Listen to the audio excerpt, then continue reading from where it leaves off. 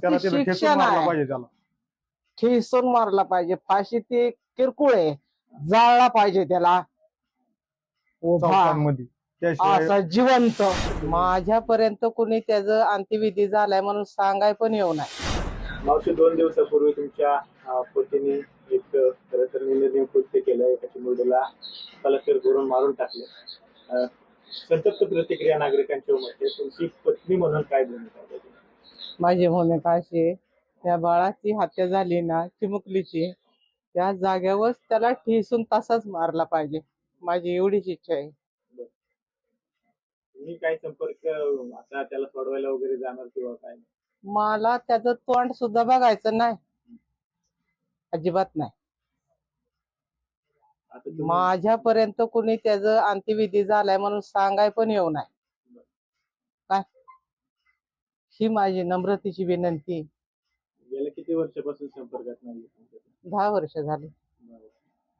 आता तुमची हीच मागणी की त्यांना कठोरात कठोर शिक्षा व्हावी. कठोर कोर्ट शिक्षा व्हावी. अशीच झाली पाहिजे. फाशी नाही तर कठोर मग नुसती त्याला शिक्षा ठेचून मारला नाही, पाहिजे त्याला. ठेचून मारला पाहिजे. फाशी ती किरकोळ आहे, जाळला पाहिजे त्याला उभा चौकांमध्ये. त्याशिवाय असा जिवंत. न्याय व्यवस्थेवरती तरी माझी प्रश्न मनाची एवढं- आग निवणार नाही.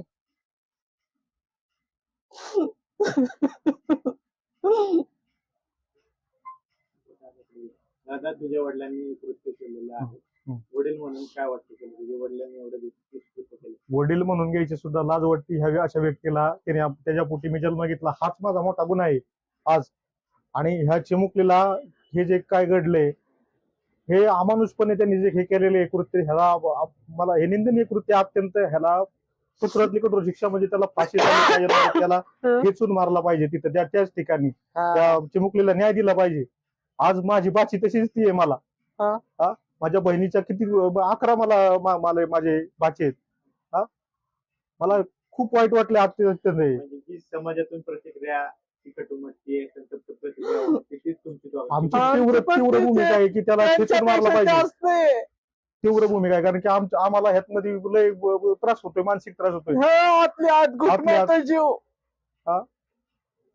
तुम्हाला आता याचा त्रास होणार आहे. गावकरी सुद्धा वेगवेगळे आरोप करतात. गावकऱ्यांचे आरोप चुकीचे कसं वाटतं? तुमच्यावर होणारे आरोप, त्यांचा दोष तुम्हाला दिला जातो. त्यांचा आता तुम्ही त्यांचं त्याचं नाव आमच्या नावाला जोडलंय ना. माझं नाव त्याच्या मागं जोडले म्हणून मला आता त्याचं ते सगळं ऐकून घ्यावं लागेल. काय मला बोलतील ते.